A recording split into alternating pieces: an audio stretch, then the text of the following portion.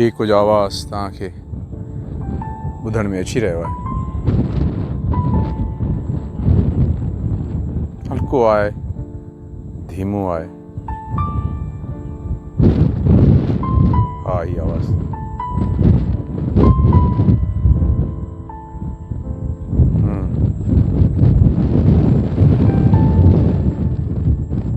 दरिया जी वाव आहे। केतिरियूं हक़ीक़तूं ईअं ध्यान जे पर्दनि में आहिस्ता आहिस्ता आया थींदियूं आहिनि, जीअं तव्हां ताईं ही हवा जो आवाज़ पहुची रहियो आहे। उहे हक़ीक़तूं पंहिंजनि मरहलनि में खुलंदियूं हलंदियूं आहिनि। ॿिए जी गवाही हाणे कम जी न हूंदी आहे। गवाही उहा आहे जेका तव्हां पाण पंहिंजे पंध जी पाण ॾियो था, पंहिंजी सम्झ जी, पंहिंजे अमल जी, पंहिंजे फ़इल जी, पंहिंजे कौल जी। ऐं हिते हीउ जेको वाह जो आवाज़ तव्हां ते पहुची रहियो आहे, मुंहिंजे साम्हूं हुन वाव सां गॾु हिकिड़ो पूरो मंज़र बि आहे।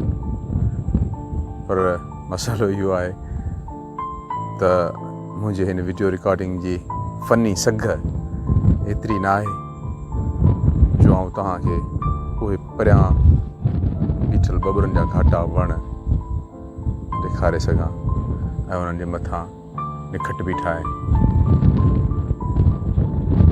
चिटा आउं ॾिसी रहियो आहियां, पर आउं तव्हांखे ॾेखारण खां कासिर आहियां, छाकाणि त मुंहिंजी फ़नी सघ ओतिरी न आहे।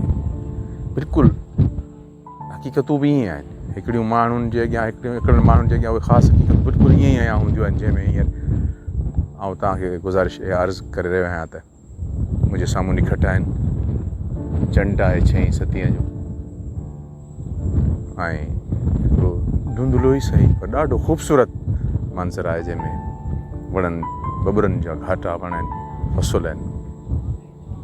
ऐं केॾी महिल को टीयर बि ॿोले थो, पर हाणे उहा साॻी ॻाल्हि त मुंहिंजे रिकॉर्डर में एतिरी सलाहियत हुजे जो उहा आवाज़ तव्हां ताईं पहुचाए सघे, पर आउं उहो केॾी महिल ॿुधां थो, पर खां ॿिन्हिनि में उहो ॿोले पियो। सो हिते वरी वेसा अचे थो, जीअं हुते गवाही जी ॻाल्हि आई। हाणे मुंहिंजी ॻाल्हि ते केरु केतिरो वेसा करे थो, तव्हां छो त नज़र त कुझु बि न अची रहियो आहे। हिकिड़ो तव्हां जेको वीडियो ॾिसी रहिया आहियो बिल्कुलु हिकिड़ी धुंधली वीडियो आहे, डार्क, पर मुंहिंजे साम्हूं हिकिड़ो पूरो मंज़र आहे जेको आउं तव्हां सां लफ़्ज़नि में बयानु करे रहियो आहियां। ऐं इहा सची ॻाल्हि आहे।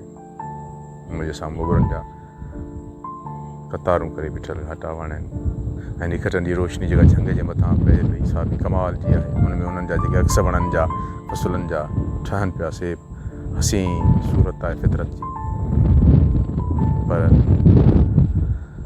उमेदु आहे पाण उहे कैमराऊं पाण खे सफ़र में हथु करणियूं आहिनि मिलंदियूं, जो असां अहिड़ा मंज़र वरी तव्हांखे ईअं ई ॾेखारे सघूं जीअं हींअर असां ॾिसी रहिया आहियूं। राति जा मंज़र उहा रिकॉर्डिंग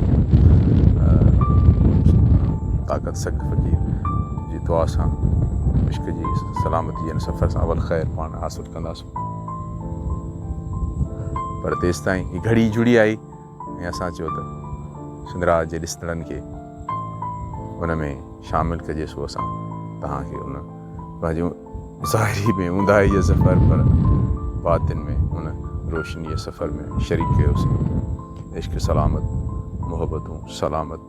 जेकॾहिं तव्हांखे सिंधराज जे इन क़िस्म जी वीडियोज़ पसंदि अची रहियूं आहिनि त तव्हां महिरबानी करे पंहिंजे हिन चैनल सिंधराज खे सब्सक्राइब करियो ऐं बेल आइकन खे बि दॿाए छॾियो नोटिफिकेशन जी, त जीअं तव्हां लाइ असां जेके नयूं वीडियोज़ तयारु कयूं था सिमरवार तव्हां ताईं पहुचंदियूं रहनि।